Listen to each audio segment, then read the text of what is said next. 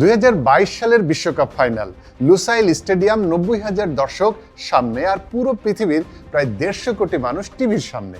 মেসির হাতে উঠল বিশ্বকাপ ট্রফি আর সেই রাতেই আর্জেন্টিনার জার্সি বিক্রির রেকর্ড ভাঙল। পুরো বিশ্বকাপে মোট বিক্রি হলো 35 লাখেরও বেশি আর্জেন্টিনার জার্সি।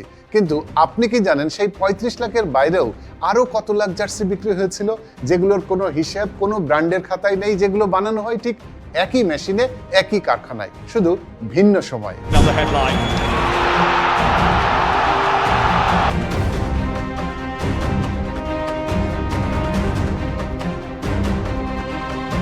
শুভেচ্ছা সবাইকে। আপনারা কি জানেন ফুটবল জার্সির বৈশ্বিক বাজার এখন প্রায় 7.6 বিলিয়ন ডলারের। বাংলাদেশি টাকায় হিসেব করলে সেটা প্রায় 90,000 কোটি টাকা। শুধু ইউরো 2024-এ এডিডাস প্রায় 30 লাখ জার্সি বিক্রি করেছে আর প্রতি বিশ্বকাপে জার্সি বিক্রি আগের থেকে 60% বেড়ে যায়। কিন্তু এই বিশাল বাজারের ভিতরে লুকিয়ে আছে আরেকটা বাজার, যার আকার হয়তো কম নয়। গবেষকদের হিসেব অনুযায়ী প্রতি বছর বিশ্বে 4 থেকে 6 কোটি নকল জার্সি বিক্রি হয়, যা মোট বিক্রির প্রায় 35%। অর্থাৎ প্রতি 3টি জার্সির মধ্যে একটি হয়তো নকল। 2024 সালে ইউরোপের আইনশৃঙ্খলা বাহিনী একটি অভিযানে স্পেন থেকে 11 টন নকল চ্যাম্পিয়ন লিগ ও ইউরোর কিট জব্দ করে। মাত্র এক অভিযানে 36,500টি জার্সি। 2019 সালে Shanghai police 30,000 premier league shirt জব্দ করে। তাহলে কারা বানাচ্ছে এগুলো? এবং সবচেয়ে বড় প্রশ্ন, কেন বিলিয়ন ডলারের ব্র্যান্ডগুলো এটা থামাচ্ছে না? গল্প শুরু হয় এখান থেকেই। বাংলাদেশ সহ চীন, ভিয়েতনাম, কম্বোডিয়া, ইন্দোনেশিয়া কিংবা পাকিস্তানের মতো শীর্ষস্থানীয় পোশাক রপ্তানি দেশগুলো এখন বিশ্বসেরা ব্র্যান্ডগুলোর বেশিরভাগ পোশাক তৈরি করে। এই দেশগুলোর কারখানাতেই নাইকি, এডিডাস, পুমার মতো বিশ্বের সেরা ব্র্যান্ডের অফিসিয়াল জার্সি তৈরি হয়। সকাল 8টা থেকে রাত 8টা এটি অফিসিয়াল শিফট। এই সময়ে কারখানায় থাকে বায়ারদের auditor, quality control, RFID tag ও কাপড়ের প্রতিটি রোলের কঠোর হিসাব। কিন্তু রাত 10টার পরে শুরু হয় ভিন্ন গল্প। গ্লোবাল ম্যানুফ্যাকচারিং ইন্ডাস্ট্রির ভিতরের মানুষরা এর নাম দিয়েছে ঘোস্ট শিফট। এখানে গুরুত্বপূর্ণ কিছু তথ্য জানা দরকার। যখন বায়াররা অর্ডার দেয় তখন কাপড়ের সাথে 3 থেকে 8% অতিরিক্ত দেয়া হয় ওয়েস্টেজ বা নষ্ট হওয়ার হিসাব ধরে। এই অতিরিক্ত কাপড় ধ্বংস করার কথা থাকলেও তা আর হয় না। একই মেশিন, একই দক্ষ শ্রমিক, একই উপকরণ, শুধু ইনভয়েসের খাতাটা আলাদা। রাত 10টা থেকে ভোর 4টার মধ্যে তৈরি হয় অতিরিক্ত 5 থেকে 20% জার্সি, যা অফিসিয়াল হিসাবের সম্পূর্ণ বাইরে। সহজ কথায় কাপড়, কারিগর, কোয়ালিটি একদম আসল নাইকির মতোই, শুধু নাইকির লোগো বা ট্যাগটা থাকে না। আর এটাই হলো ফার্স্ট কপি। এখন একটু অঙ্ক করি চলেন। এই অঙ্কটা দেখলেই পুরো সিস্টেমটা বোঝা যাবে। ইউরোপ বা আমেরিকায় একটি অফিসিয়াল চ্যাম্পিয়ন্স লিগ জার্সির রিটেইল দাম 120 থেকে 150 ডলার, বাংলাদেশি টাকায় 13 থেকে 16,000 টাকা। এই জার্সিটা তৈরিতে ম্যানুফ্যাকচারিং খরচ কত? মাত্র 10 থেকে 17 ডলার। এর মধ্যে কাপড় বা উপকরণ 5 থেকে 8 ডলার, কারখানার ওভারহেড 2 থেকে 4 ডলার এবং যে শ্রমিক নিজের হাতে সেলাই করলেন তার পারিশ্রমিক মাত্র 1 থেকে 1.5 ডলার। বাংলাদেশে এখন গার্মেন্টস শ্রমিকদের সর্বনিম্ন মাসিক বেতন 12,500 টাকা বা প্রায় 105 ডলার, অর্থাৎ ঘন্টায় মাত্র 55 পয়সা। তাহলে বাকি 130 ডলার কোথায় যায়?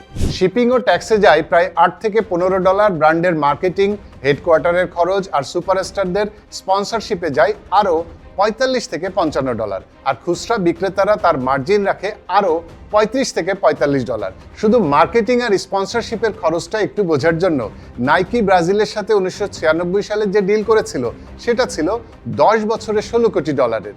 এডিডাস বায়ার্ন মিউনিখের সাথে ডিল করেছে 1.1 বিলিয়ন ইউরোর। এই স্পন্সরশিপের টাকা আসে কোথা থেকে? জি, আপনার আমার পকেট থেকেই। তার মানে একটি জার্সির মোট দামের মাত্র 10 থেকে 15% হলো আসল উপকরণ ও শ্রম, বাকি পুরোটাই ব্র্যান্ডের মূল্য।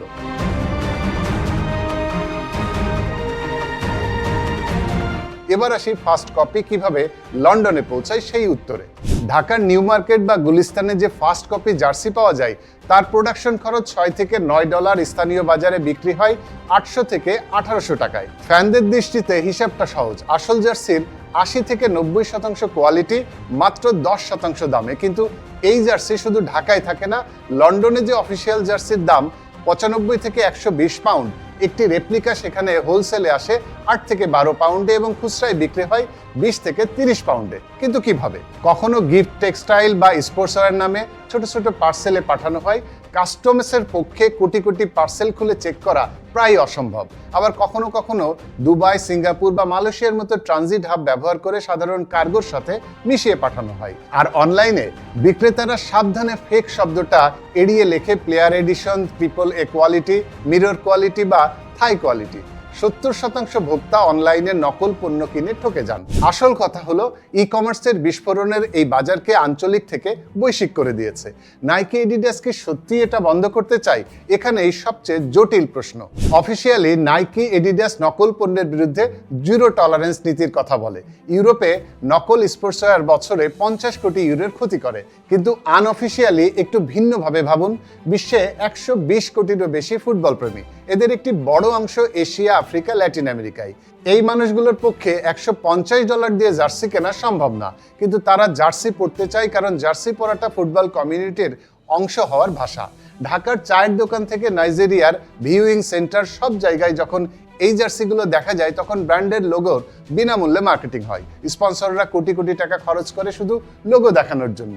জার্সি মাদ্রিদের অফিসিয়াল সেন্টার থেকে কেনা হোক বা মিরপুরের ফুটপাত থেকে, লোগোটা একই কাজ করে।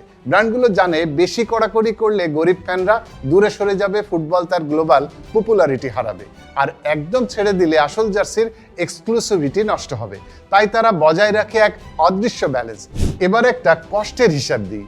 যে শ্রমিক প্রতিদিন 60 থেকে 80টি জার্সি সেলাই করেন তার মাসিক বেতন $105 বা প্রায় 12,500 টাকা। আর যে জার্সিটা তার হাতে তৈরি তার দাম $150, তার পুরো এক মাসের বেতনের চেয়েও বেশি। মেসি তার বিশ্বকাপ জয়ী জার্সিটা পরে 6টি ম্যাচ খেলেছিল, পরে সেটি নিলামে বিক্রি হয় $78 লাখ। একই মানের কাপড় দিয়ে একই ধরনের মেশিনে একজন বাংলাদেশি শ্রমিক বানাচ্ছেন জার্সি, যার মজুরি ঘন্টায় 55 পয়সা। একজন ফ্যান হিসাবে আপনি কি করবেন? রেপ্লিকা জার্সি কেনা অনেক দেশে বেআইনি। এটা ব্র্যান্ডের মেধাস্বত্ব লঙ্ঘন করে। যে কারখানা ফেক জার্সি বানানো হয় সেখানে শ্রমিক অধিকারের কোনো নিশ্চয়তা নেই। আর আসল জার্সি বিক্রি কমলে ক্লাবের রাজস্বও কমে। কিন্তু অন্যদিকে যে দেশে মানুষের মাথাপিছু আয় মাসে $100 থেকে $150, সেখানে $150 জার্সি কেনার কথা ভাবা বাস্তবসম্মত কি? ইউরোপেও 15 থেকে 24 বছরের তরুণদের 15% নিয়মিত নকল স্পোর্টস পণ্য কেনে, শুধু সামর্থ্যের কারণে। এটা শুধু একটি জার্সির গল্প নয়, এটা বৈশ্বিক অর্থনৈতিক বৈষম্যের গল্প, যেখানে ফুটবল একটা আয়না। আপনার কি মনে হয়, রেপ্লিকা জার্সির বাজার কি ব্র্যান্ডগুলোর সাথে প্রতারণা, নাকি বিনামূল্যে প্রচারণা, নাকি এটাই সাধারণ মানুষের ফুটবল প্রেম প্রকাশের একমাত্র পথ? কমেন্টে জানান। আর ভিডিওটি ভালো লাগলে বন্ধুদের সাথে শেয়ার করুন, বিশেষ করে যারা জার্সি নিয়ে বেশি প্যাশনেট। ধন্যবাদ সবাইকে। সুস্থ থাকুন, ভালো থাকুন।